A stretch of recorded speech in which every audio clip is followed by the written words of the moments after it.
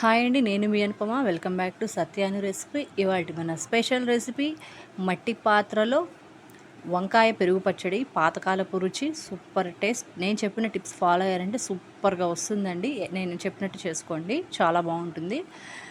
ఇది నోటికి రుచిగా ఉంటుంది. పులిసిన పెరుగు కొంచెం పుల్లగా అయిపోయింది అనుకుంటాం కదా, దాంతో కూడా ఇది చేసుకోవచ్చు. చాలా బాగా వస్తుంది ఈ పెరుగు పచ్చడి, వంకాయ పెరుగు పచ్చడి అనేది. ఏం కావాలో చెప్తాను. ఒక మీడియం సైజు వంకాయలు నేను ఒక 4 తీసుకున్నాను. ఇలా ఉప్పు నీళ్ళలో వేసి పెట్టుకున్నానండి ముక్కల్ని. ఉప్పు నీళ్ళల్లో 1/2 లీటర్ పెరుగు నేను తోడు పెట్టుకున్నాను. ఇంట్లో పెరుగు తోడుకుని చూసారా గడ్డ ఇట్లా ఎలా తోడుకుందో. ఒక 12 పచ్చిమిర్చి తీసుకున్నాను. మట్టి పాత్రలో స్టవ్ వెలిగిస్తున్నానండి. మట్టి పాత్రలో చేసుకుంటే చాలా ఆరోగ్యంగా ఉంటాము, హెల్దీ అండ్ టేస్టీ. ఈ ముక్కలు అనేది వాటర్ వంపేసేసి ఇందులో వేసేసాను. ఈ మిర్చి కూడా ఇలాగే వేసేసాను ఇందులో.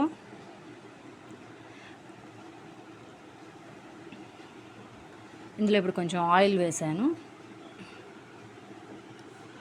ఇది జాగ్రత్తగా కలుపుకొని ఇదంతా కొంచెం బాగా మగ్గాలి. జాగ్రత్తగా కలుపుకుందాము చక్కగా దీన్ని.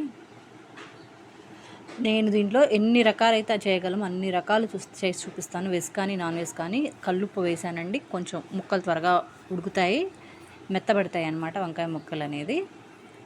పాతకాలపు రుచులు ఆల్మోస్ట్ ఎక్కువగా పాతకాలపు రుచులు చూపించడానికి నేను వీలైనంత వరకు ట్రై చేస్తాను. పాతకాలపు వంటలు. మూత పెట్టేసి దీన్ని ఒక పావు గంట అలా వదిలేసేయండి, చక్కగా ఉడుకుతుంది. మధ్య మధ్యలో కూడా ఒకసారి కలుపుకోవాలి, లేకపోతే అడుగంటుద్ది. ఓకే, అంతా ఉడికిపోయింది చూసారా, ఇలా ఉడికిపోయింది మొత్తం చక్కగా.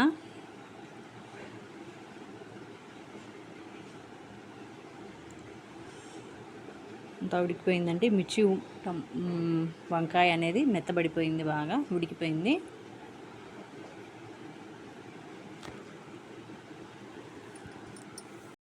ఇదంతా చక్కగా మిక్సీలోకి వేసేసుకుందాము.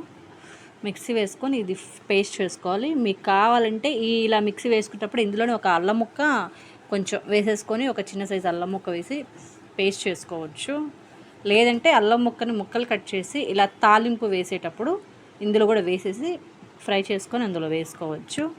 నేను కొంచెం ఆవాలు, జీలకర్ర, మినపప్పు వేసాను తాలింపులో. ఒక 2 ఎండుమిర్చి కట్ చేసి వేసాను. కొంచెం కరివేపాకు వేసాను. ఓకే, ఇదంతా ఫ్రై అయిపోయింది. పెరుగు ఇందులోనే వేసేస్తున్నాను. స్టవ్ ఆపేసానండి. స్టవ్ ఆపేసిన తర్వాత పెరుగు ఇందులో వేస్తున్నాను.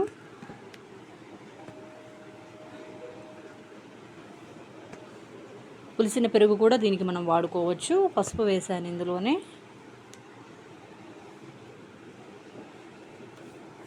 అంతా కలిపేసుకుందాం దీంట్లో. ఈ పేస్ట్ అనేది మిక్సీ పట్టేసాం కదా, అంతా అయిపోయింది. ఇలాగే వేసామంటే అది సరిగ్గా గడ్డలుగా పడుతుంది. అందుకని ఇందులోనే కొంచెం వాటర్ కలిపేస్తున్నాను. లేదంటే మీరు పక్కకు సైడ్కి తీసుకుని వాటర్ అయినా కలిపేసుకోవచ్చు, పెరుగులో అయినా వాటర్ వేసి కలుపుకోవచ్చు. మనం ఆల్రెడీ వంకాయలు ఉడకబెట్టేటప్పుడు ఉప్పు వేసుకున్నామండి. మనం తర్వాత ఉప్పు కావాలంటే చూసుకొని కలుపుకోవచ్చు ఇందులోనే.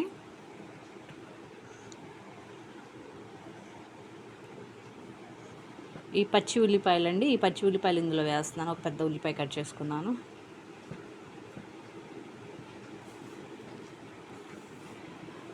అంతా కలిపేసుకుందాము. ఇది ఒక 10 నిమిషాలు లేదా ఒక పావు గంట మొత్తం చక్కగా నానాలి ఈ పేస్ట్ అంతా. అప్పుడే పెరుగుకి అనేది ఆ టేస్ట్ వస్తుంది, పెరుగు పచ్చడి టేస్ట్, వంకాయ పెరుగు పచ్చడి టేస్ట్. చూసారా అంతా ఎలా అయిపోయిందో. తాలింపు కలిపేసిన తర్వాత మీరు కూడా డెఫినెట్గా ఇలా చేయండి. వీటిల్లో వంకాయ పెరుగు కాంబినేషన్లో చాలా రకాలు ఉన్నాయి.